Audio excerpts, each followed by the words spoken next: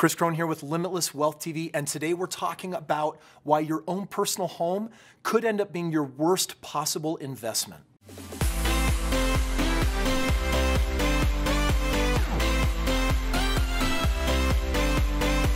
People, stop making terrible investments. Steven, let's nail them right now and beat them up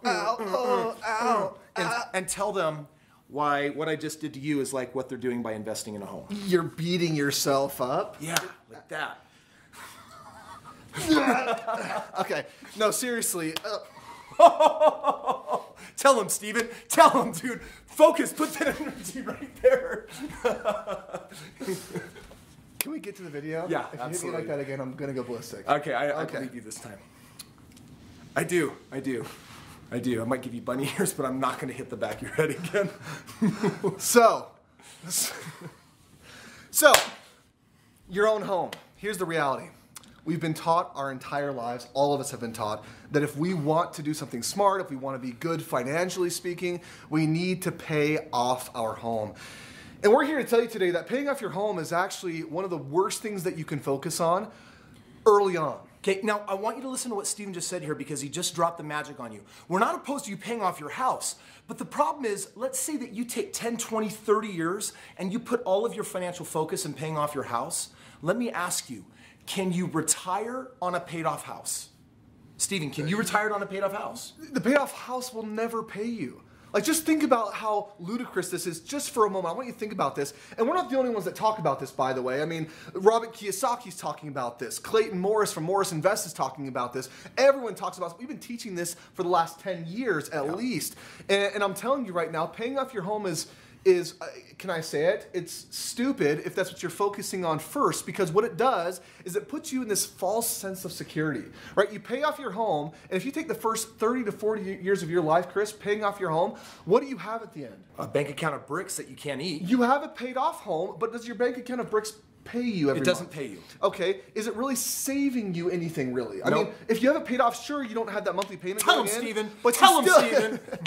But you still have your taxes, you still have your insurance, you don't ever really own your home, and when you get to the retirement age, guess what you do anyway? You take that home and you put a reverse mortgage on it. We'll talk about that maybe later. It allows you to access some of the money you put in, or you refinance that home, you take the money back out, and then you go and invest. And if you're 50, 60 years old, and you're finally getting to the point where you're deciding to invest, and you're using that bank account of bricks, and you're reinvesting it now, you're 40 years too late. It's so true. You know, this is the point that we're really trying to make here is that there are different levels of financial security. And some of you think that no debt is financial security. But you know what? There's a way higher level of financial security.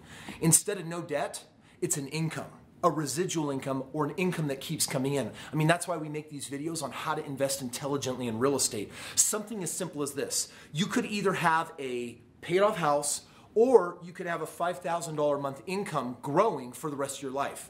Which one can you actually live off of?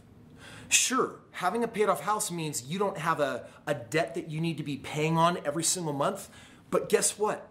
Without an income, you can't eat, you can't live, you can't travel, you can't put gas in the car, you can't do the things that you want. So when we are talking about this idea of a paid off house being a terrible investment, it really is a question of timing. Your number one main concern should not be a paid off house and being debt free. Your number one concern should be, how am I going to have enough money coming in every month at retirement that will take care of me and my family? And after you have that question answered competently with a solution in place, go pay off your house all you want. Go pay it off 100 times over. But if you do it first, we're going to call it premature, and we're going to say that you did it outside of order.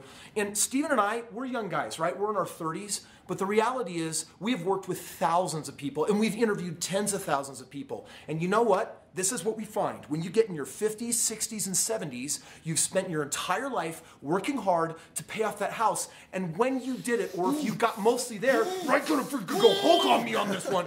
When you get there, it's so unsatisfying to figure out, oh my gosh, ideally being out of debt sounds good. But it doesn't translate really well into the practical world when I need money, when I need food.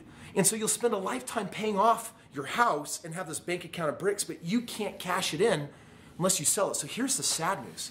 The reality is, if you spend your entire life's work trying to get that house paid off and that's your greatest financial accomplishment, then come retirement, the bigger problem is that that house that you love so much that you've paid off, you now have to get rid of it just to live for the next few years and hope that you die before you run out of money.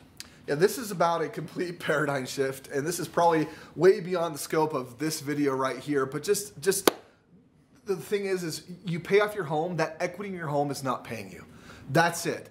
It's a non-performing asset. Why do we continue to put our money in non-performing assets? Please, from here on out, take your money out of the bank account of Bricks and put it somewhere where it is growing for you, where it's building for you, where it's cash paying you. This is huge. All right, so we're going to end the video with this solution, okay? Instead, if you have a home and if you have any equity in it whatsoever, put it to work. Because understand this right now, your bricks are earning rate at the rate of inflation, which is usually negative 3 or 4%. Yeah. So I want you to understand that all your, I'm going to pay off my house, I'm going to pay off my house, I'm going to pay off my house, you're putting into a bank account earning negative 3 and negative 4%. Just think about that for a moment. But instead, we've got solutions. You can actually click on one of the sides of the video up here, the magical mystical box thingy coming up. I think it's over there. And what it's going to do is we're going to enlighten you with options that say, if you've got equity in a home, please figure out your options on how you can put it to work. With or without us, do something with it. Let's just do some real quick basic math on this. If I leave my equity in my home, and that's my retirement plan, earning negative 3%, and also, like Steven said, not paying me, let's compare what would happen if you took $30,000, $40,000, $50,000 out and put it into a property paying you $500 a month. Now that $500 a month, you might have to put $200 or $300 of that back into the increased mortgage because you did borrow. But what do you have left over? $200 to $300 cash flow every month, a growing asset, equity in a property, and with a couple of careful maneuvers like that, you can find yourself, instead of investing in the worst thing, you can turn your worst investment into your best investment. Every time I buy a house, I'm always thinking, how is this home more than a home? How is it also an investment? How is it a part of my plan to get where I want to go? How's it going to help aid my financial future? And you can watch videos about my first home, renting out the basement, covering the mortgage, walking into all that equity, and then using it to buy my next second home, third home, and on and on and on. And I've done that with the homes that I live in, is I want my home to be a part of my investment plan for how I get where I want to go. So take your worst performing asset, if you have any equity in your home, and turn it into a performing asset by putting that equity to work, paying you every month a residual income.